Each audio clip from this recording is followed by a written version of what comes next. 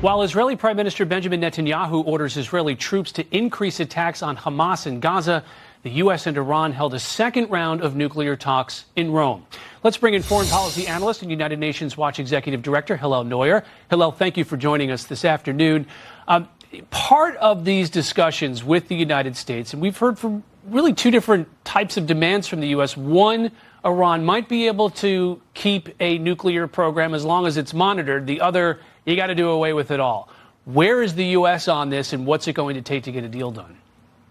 Look, there are a lot of concerns by Iranians who are opposed to this regime and others around the world who are aware of what this regime is capable of where the administration is going.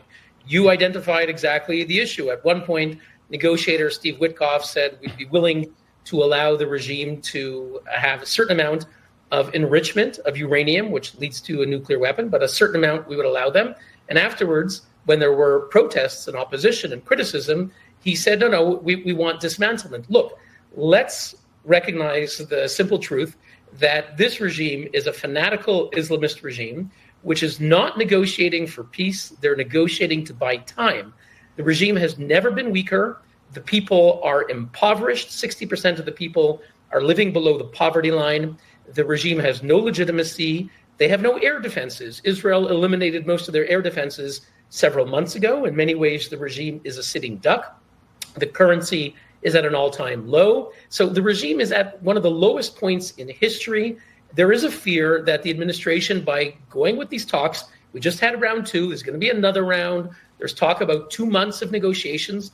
All of that buys valuable time for this regime. And there's a question on whether Witkoff, what is his goal? Is it, as you said, dismantlement? That would be one thing. That's the Libyan model, complete dismantlement. Or is it allowing the regime to always have that, proximity to the bomb? If it is that second option, if Iran can still enrich uranium, albeit at a much lower level, isn't that basically the deal that Obama struck with Iran and that the Trump administration got out of in 2018? Well, I think many critics are saying exactly that. President Trump, you called out the Obama deal as something that only benefited the regime. You called for maximum pressure. That worked. The maximum pressure in the Trump first term worked. The only regime that these fanatical mullahs, they really do believe America is the great Satan.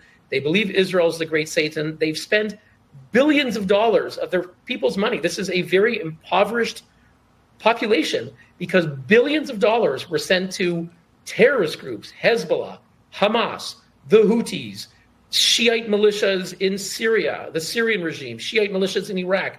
This is a regime that wants to destroy, dominate, terrorize their neighbors, including Israel. They hate America. This is their DNA. This is what Ayatollah Khomeini was there for. And Trump called them out, gave them maximum pressure when they felt the hurt, economic pressure, diplomatic pressure, strategic pressure. They responded. And there's a fear that we're getting Obama 2.0.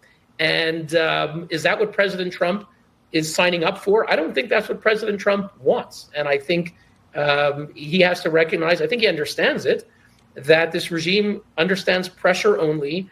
And let's be honest, any deal, certainly if it's a weak deal, is a lifeline to this regime. It gives them huge amounts of legitimacy. So let's be wary of negotiations that are only benefiting the regime. Well, round three comes up in just a week. Hillel Neuer, thanks so much for your perspective. Very much appreciated.